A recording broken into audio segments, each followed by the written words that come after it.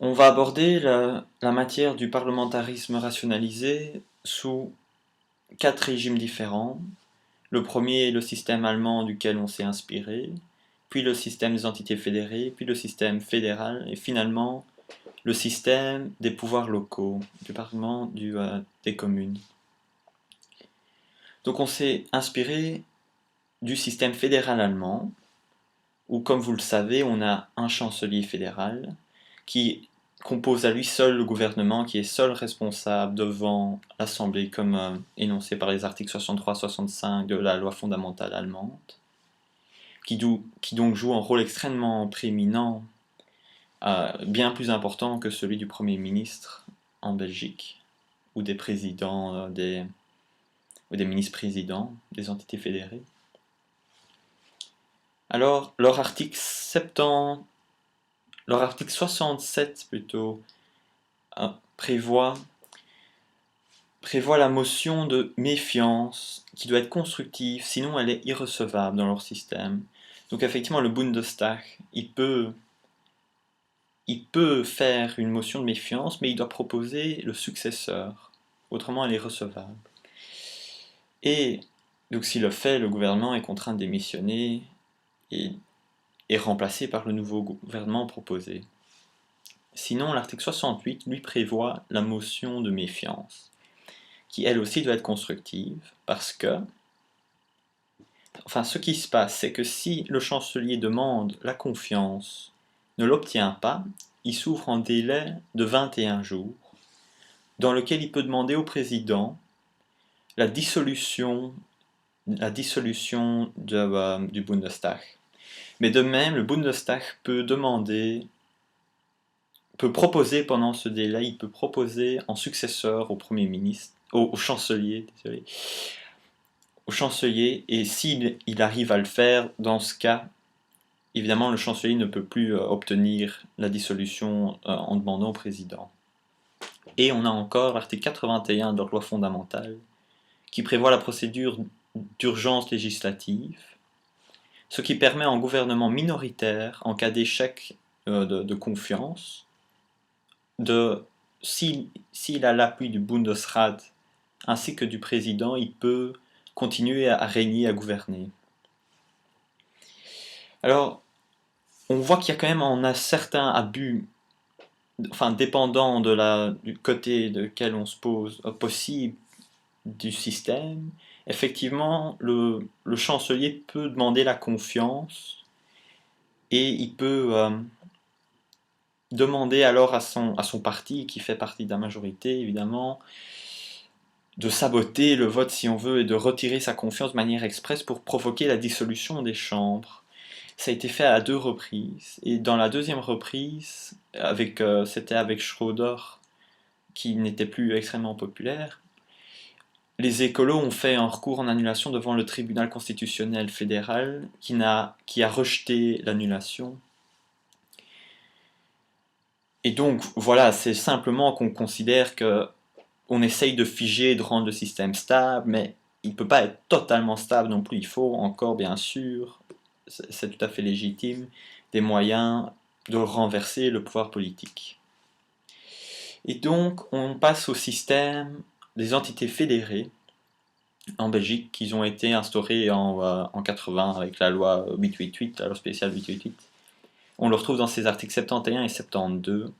Alors pourquoi est-ce qu'on a fait en système de parlementarisme rationalisé? C'est parce que par rapport au fédéral, on n'a pas de chef d'État et on n'avait pas non plus de dissolution possible. Donc il y a là, en premier temps, comme ils sont que responsables devant leur assemblée, plus devant un chef d'État, il n'y a plus vraiment cette légitimité à dissoudre les assemblées. Mais surtout, comme il n'existait pas encore l'élection directe à cette année qui a été introduite en 1993, si on dissociait, soit si on réévoquait en guillemets les chambres, il fallait organiser de nouvelles élections, mais de nouvelles élections fédérales, puisqu'il y avait le double mandat. Et donc ça n'avait pas beaucoup de sens. Par contre, ce qu'on remarquait, c'était à l'inverse, les chambres, les assemblées fédérées étaient était dissociée si celle au niveau fédéral se faisait dissocier. En conséquence, c'était un système pas très cohérent et pour bien d'autres raisons, on a modifié, on a introduit l'élection directe en 1993. Mais entre-temps, donc, on a ce système prévu par l'article 71 qui prévoit, lui, le vote de méfiance qui doit être constructif. Donc, il faut, c'est exactement comme dans le système allemand, il faut, pour être recevable, cette motion de méfiance, elle doit proposer un successeur. Alors, à la différence du système allemand, c'est qu'on peut proposer, on peut faire une motion de méfiance contre soit le ministre-président, soit, enfin, contre l'ensemble du gouvernement, soit contre un membre particulier. Et on propose en succession, on propose tout en nouveau gouvernement ou en nouveau membre si on souhaite qu'en virer un. Et ça doit être fait elle est irrecevable si on n'est pas constructive, et ça doit être fait à la majorité absolue des membres de l'Assemblée. Par contre, l'article 72 qui prévoit le vote de confiance, lui, il n'est pas constructif. Et il suffit pour qu'il y ait une majorité des votes. Pour obtenir la confiance, il doit obtenir la majorité des votes des suffrages actuels, des gens qui ont voté là actuellement. Donc il y a deux contradictions. Le premier, c'est que ça ne doit pas être forcément constructif. Donc s'il y a échec, ils sont tenus de démissionner. Alors que donc il y a une certaine incohérence, mais enfin. Mais le vrai problème, c'est qu'il y a cette différence entre les deux, puisque dans le premier, c'était la majorité absolue des membres des membres de l'Assemblée, tandis que dans le deuxième, c'est la majorité absolue de ceux qui sont présents. Même s'il y a dans les deux cas un quorum, il y a quand même cette différence que dans l'un cas, il se pourrait finalement qu'en cas d'absence d'absence de la majorité, on fasse démissionner le gouvernement alors que la majorité le souhaite encore en place. Évidemment, tout ça mérite d'être nuancé parce que il existe un délai dans toutes ces motions, qu'elles soient de confiance, de méfiance, que ce soit en Allemagne, dans tous les niveaux, en délai de 48 heures entre le moment du dépôt de la motion et le vote lui-même. Et puis au niveau fédéral, là c'est prévu par les articles 46 et 96 de la Constitution. Alors le 46, il prévoit les trois causes de dissolution des chambres, tandis que le 96, il prévoit les cas de démission du gouvernement. Donc les trois cas de dissolution des chambres sont les suivants. On commence par au cas où ils font une motion de confiance. Si le gouvernement demande la confiance et que celle-ci qu'il échoue, dans ce cas, l'Assemblée a 3 jours pour proposer un successeur. Et si elle n'y arrive pas dans les 3 jours, dans ce cas, le gouvernement peut demander au roi de dissoudre la Chambre. Et si la Chambre des représentants est dissoute, elle entraîne aussi la dissolution du Sénat. Le deuxième cas, c'est si on fait une motion de méfiance qui n'est pas constructive. Dans ce cas, on peut demander la dissolution de la Chambre. Alors, c'est bien ça la différence, c'est qu'ici, elle est recevable. Elle est recevable alors qu'elle n'est pas constructive. Or, ça, c'est un peu bizarre parce que si elle n'est pas constructive, elle ne peut en aucun cas faire tomber, du moins juridiquement, elle ne peut pas faire démissionner le gouvernement. Par contre, il se peut qu'elle fasse que ça résulte dans la dissolution des chambres. Donc, des motions de méfiance non constructives, c'est juste des actes de suicide. Enfin, évidemment, on doit distinguer entre la situation politique et la situation juridique, mais il est quand même un peu bizarre que ce soit même recevable. Et puis il y a le troisième cas de dissolution, et là c'est Si le gouvernement démissionne, dans ce cas, si les chambres sont d'accord, elles peuvent donner leur assentiment, majorité absolue, et dans ce cas, elles sont dissoutes. Évidemment, quand les chambres sont dissoutes, on organise des élections. Hein, donc c'est nouveau, c'est l'arrêté royal, 40 jours pour convoquer les électeurs et 2 mois pour convoquer les chambres. Et pour le gouvernement, lui, n'est tenu de démissionner que si les motions sont constructives. Donc si effectivement on s'est nommé un successeur, que ce soit suite à l'échec de la confiance ou suite à une motion de méfiance qui aboutit. Mais enfin, on voit donc, dans tous les cas, il existe, dans toutes circonstances, on sait soit faire dissoudre le Parlement, soit faire démissionner le gouvernement. Et c'est bien parce que ce qui explique un peu cette incohérence dont je parlais avant avec le fait que la motion de méfiance non constructive soit même recevable, c'est justement ce genre de pragmatisme avec lequel on a abordé là-dessus, c'est qu'on avait cette frayeur finalement d'avoir un pouvoir politique fixe et de ne pas pouvoir organiser sa chute de manière non trop difficile. Et alors, sur la motion de méfiance, au niveau fédéral, par contre, à l'inverse du système fédéré, elle ne porte que sur le Premier ministre, enfin sur l'ensemble du gouvernement. On ne peut pas faire sur un membre particulier. Et quand on doit proposer un successeur, on ne propose que par rapport au Premier ministre. Mais la terminologie est maladroite parce qu'il n'y a pas une coexistence de deux premiers ministres. Il y a seulement, le successeur qu'on propose, il est formateur de plein droit. Et il deviendra Premier ministre une fois qu'il aura réussi à former un gouvernement. Alors qu'est-ce qui se passe en cas d'échec de formation? Dans ce cas,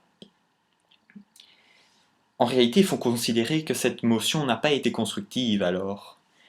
Et donc, le gouvernement qui a démissionné, parce qu'elle était constructive dans un premier temps,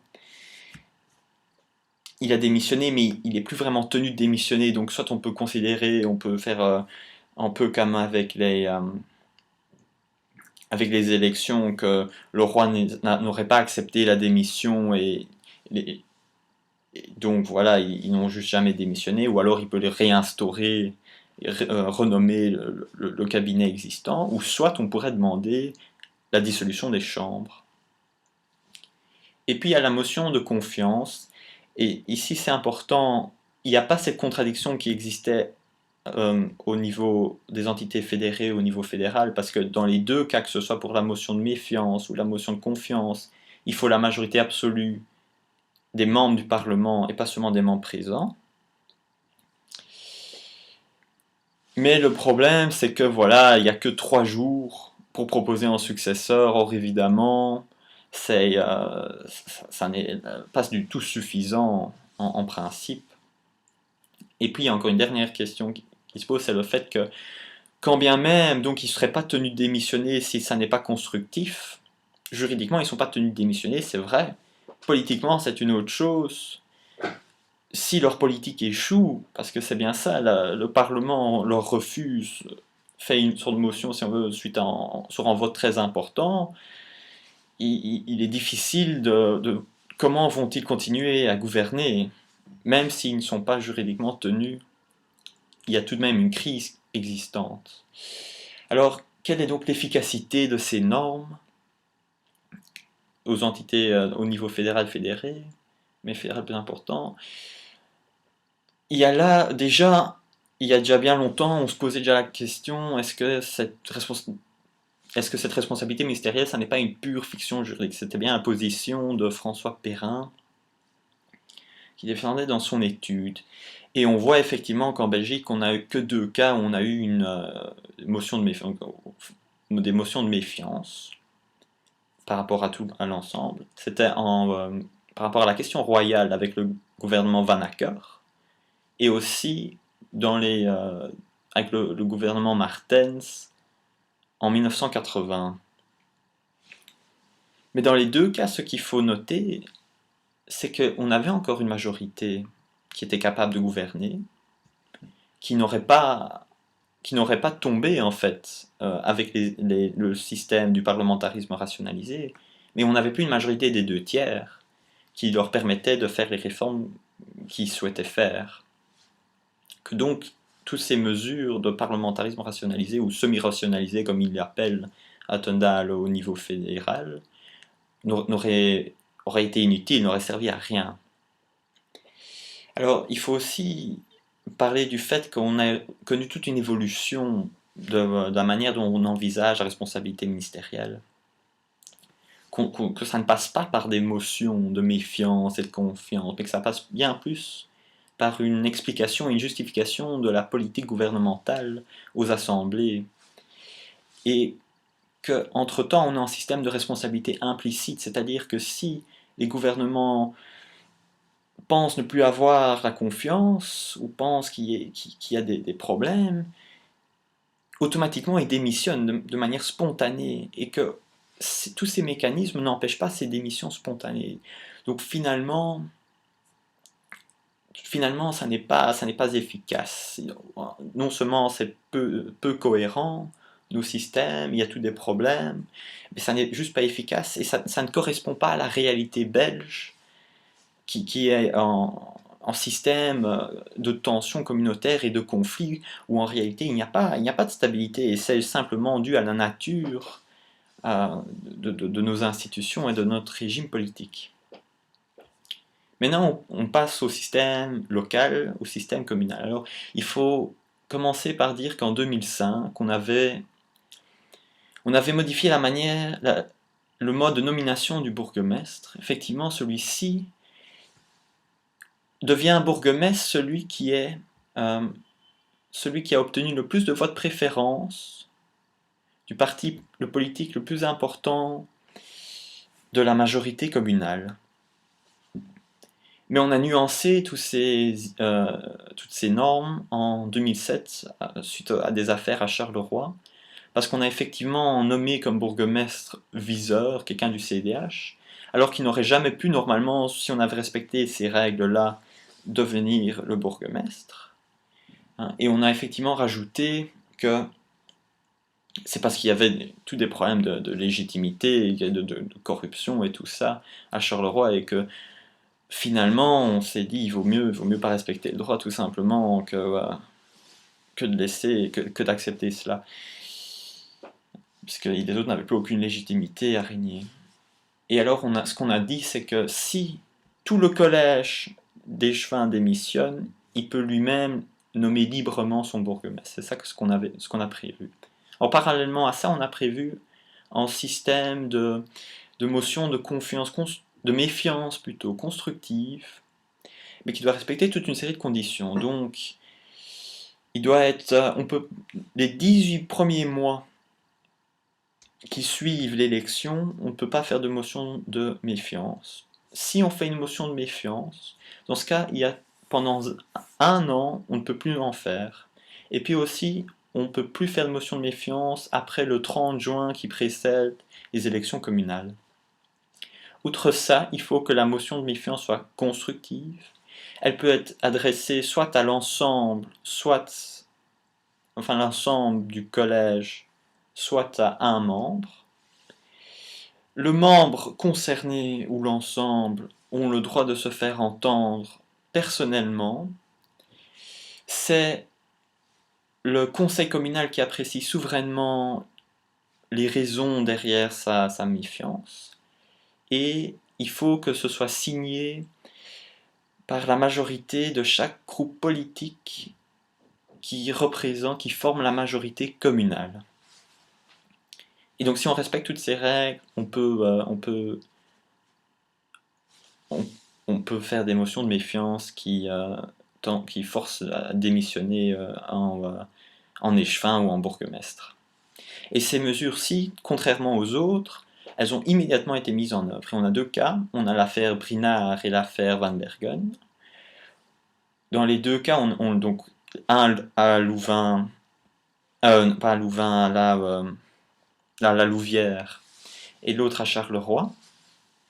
Et tous les 2 vont en recours en suspension, en extrême urgence devant le Conseil d'État.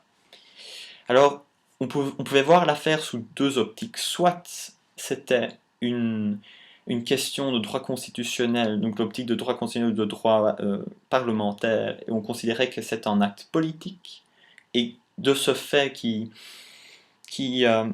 échappe du contrôle de section de contentieux administratif du Conseil d'État, sauf pour ce qui est de certaines questions de forme très marginales.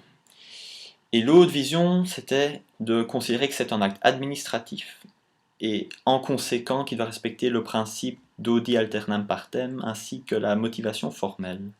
C'est effectivement la position qu'a choisie le Conseil d'État, et il a suspendu les deux motions de méfiance. Pourquoi? Dans l'affaire Brinard, il a dit que il avait un délai de 3 jours qui était organisé plutôt, qui avait été respecté, le délai de 3 jours dans lequel on peut préparer sa défense. Mais le Conseil d'État a considéré que c'était insuffisant et a donc suspendu. Et c'est pour ça que le législateur a réagi à ça et il a mis maintenant ces 7 jours. Le membre concerné dispose de 7 jours. Et dans l'affaire Van Bergen 1, là ce qu'on a fait, c'est il avait pu s'adresser personnellement, mais il n'avait pas eu droit. Enfin, il avait eu droit à son avocat, mais l'avocat ne pouvait pas se prononcer lors de son audience, si on veut. Et donc, ils suspendent aussi.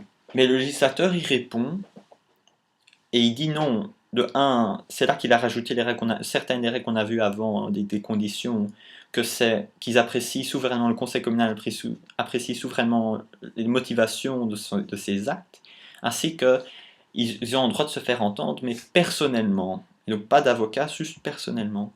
Et dans l'affaire Van Bergen 2, donc il y a une suite, le Conseil d'État réaffirme qu'il est compétent en disant de nouveau que c'est pas un acte politique, mais que c'est bien un acte administratif, que de ce fait, que quand bien même ce serait un acte politique, il n'y a rien qui l'exclut de sa compétence, et ainsi de suite, mais que du fait que c'est un acte administratif, il faut respecter le principe d'audi alternam partem. Mais il se soumet au législateur en disant, ici le législateur a prévu des modalités particulières au principe, et donc je dois m'y soumettre. Par contre, pour ce qui est de la motivation formelle, là, il retient une solution différente cette fois-ci parce qu'il dit il faut quand même qu'il y ait une motivation formelle. Mais nous comprenons, comme il s'agit d'une relation de confiance personnelle, on comprend le fait que la motivation peut être dure à expliquer et peut se résumer à une formule stéréotypée. Et elle dit en conséquent, en disant ça, finalement, elle dit quand même un peu que c'est un acte politique, parce que cette histoire de lien de confiance personnelle, ça apparaît dans les actes politiques. Et elle dit, en conséquent, la motivation était suffisante par rapport à l'affaire Van Bergen 2, et donc elle rejette. Mais Van Bergen n'est toujours pas découragé, et finalement il va devant la Cour constitutionnelle, dans l'affaire 156, 156-2007.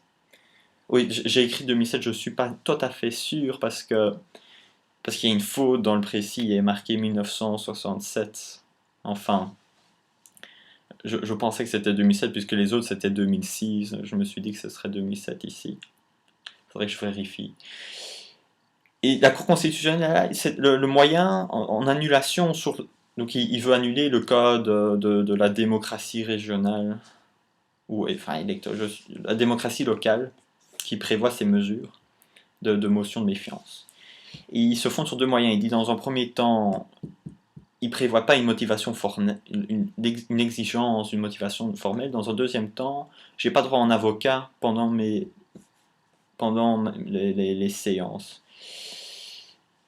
Et la Cour constitutionnelle, dans 156-2007, rejette. Et ce qu'elle dit, c'est finalement, elle dit ceci, c'est un acte politique, et pas administratif, mais c'est un acte politique. Mais elle ne dit pas pour autant que le Conseil d'État n'est pas compétent, elle ne se prononce pas là-dessus, elle dit simplement que c'est un acte politique. Parce que c'est une question de confiance personnelle.